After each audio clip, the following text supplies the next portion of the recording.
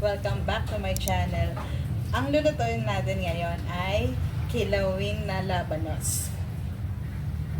Yan po ang aming tanghalian ngayon. Start na tayo.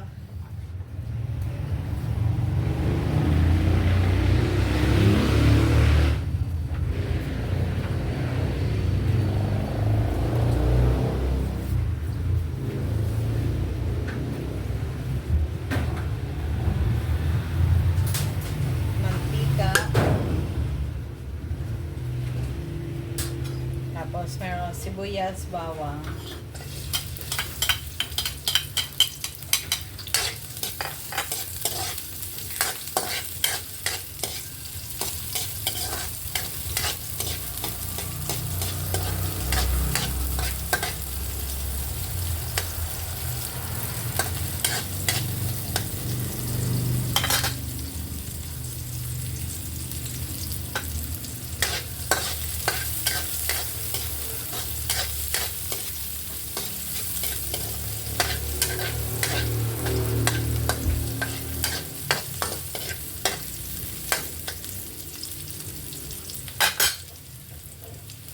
Next, lagay ko na ang giniling na baboy kabayo.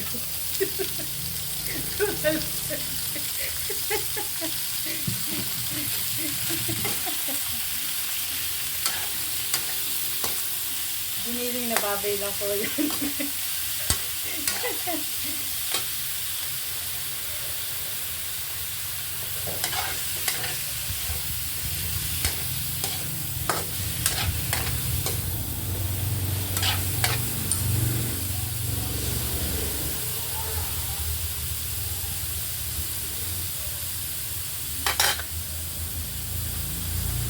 I-season ko siya ng konting salt and pepper habang ginigisa para medyo may konting lasa na yung baboy.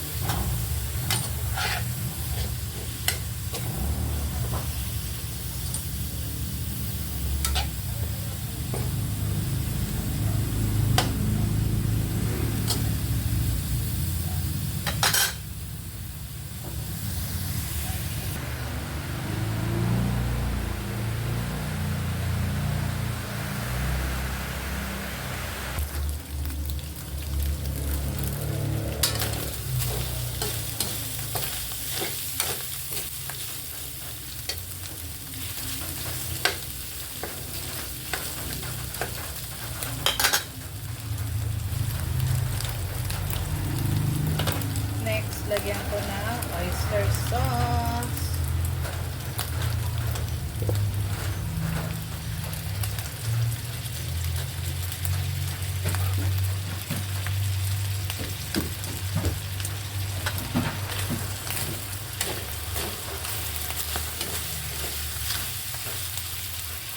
Liver spread.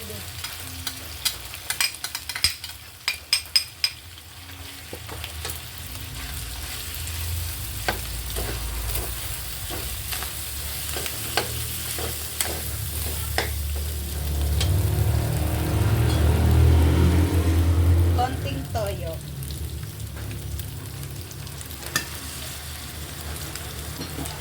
Pampakulay lang naman yan.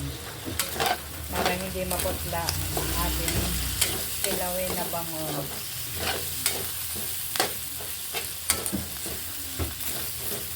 Next, yung star ng ating luto. Ganito po kaninipis yung gayat.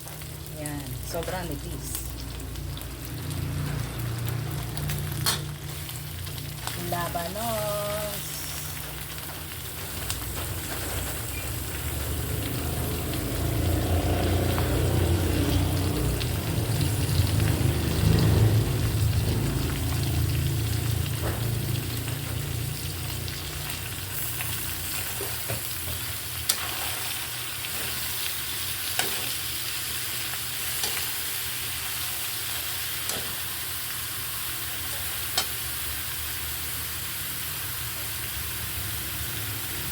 Tubig.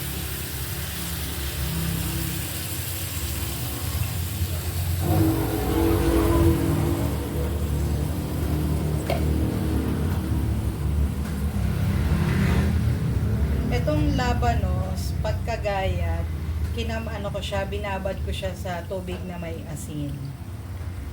Para medyo mawala lang yung parang yung parang may ano yun eh, parang anggo. Tapos mga ilang minutes, banlawan na. Tapos ito siya.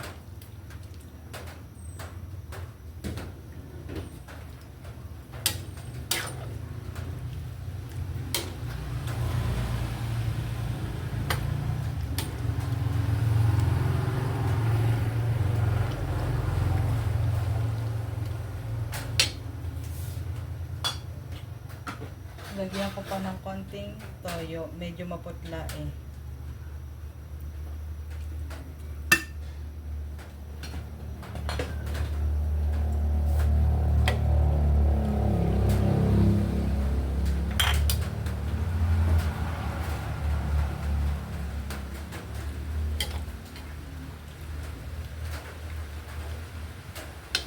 Lagay ko na yung pepper.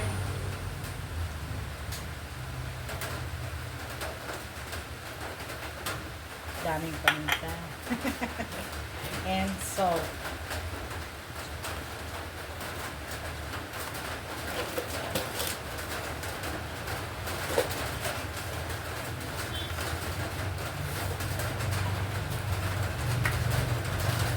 Lagyan ko rin ng konting sugar.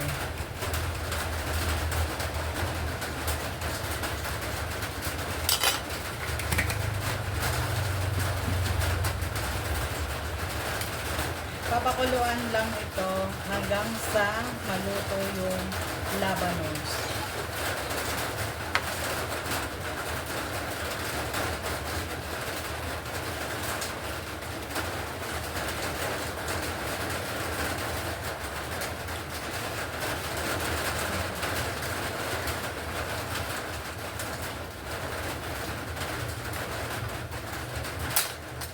And last,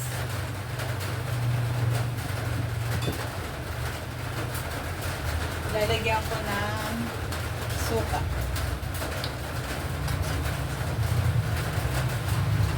Ito ay cane vinegar. Kung meron naman kayong puti, pwede rin po.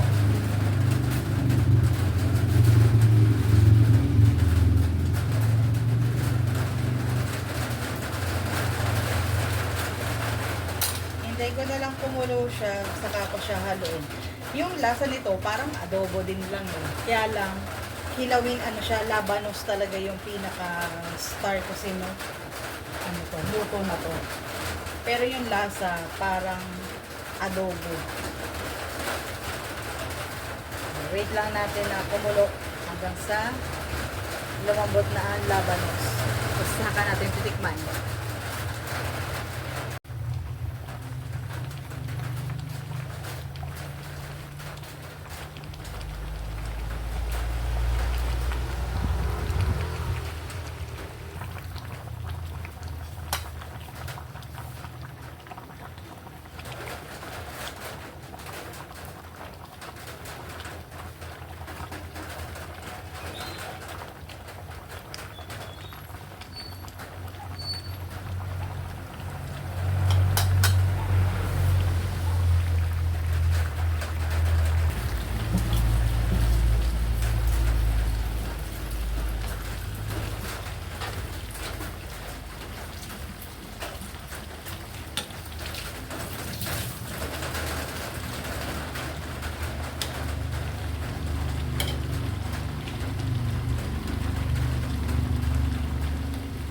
Ito po medyo matagal-tagal din lutuin dahil dun sa labanos. Labanos kasi medyo matagal eh. Tapos kaya kailangan manipis ang gayat talaga niyan. Kung kaya nyo mag-chop, sobrang nipis, o meron kang peeler. Sa amin kasi peeler yung gamit namin para ganito kanipis. Pero kung meron kayong isang klase ng panggayat na ginagawa lang, ay, di mas okay. Mandolin ba tawag doon? Parang gano'n. Ayan. Konting kulo pa ito.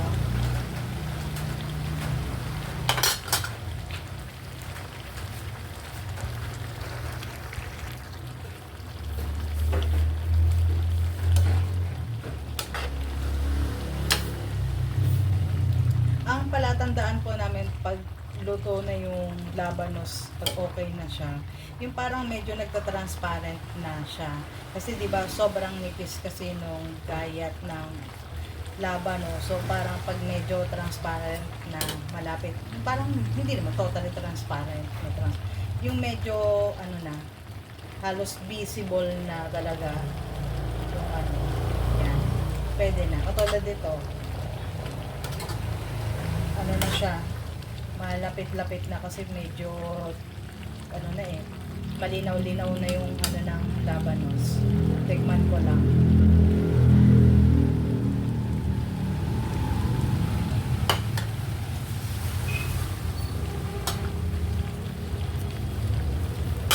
Medyo dagdagan ko lang ng konting asin.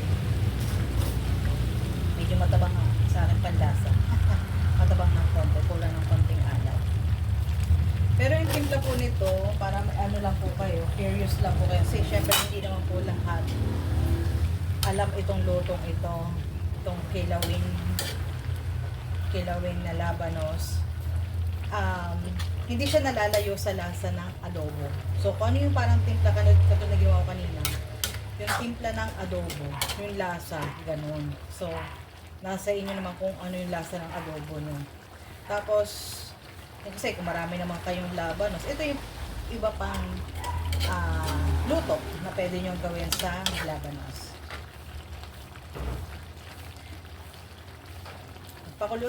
Pakuluin ko na lang ito ng saglit na lang. Tapos, ready na siya.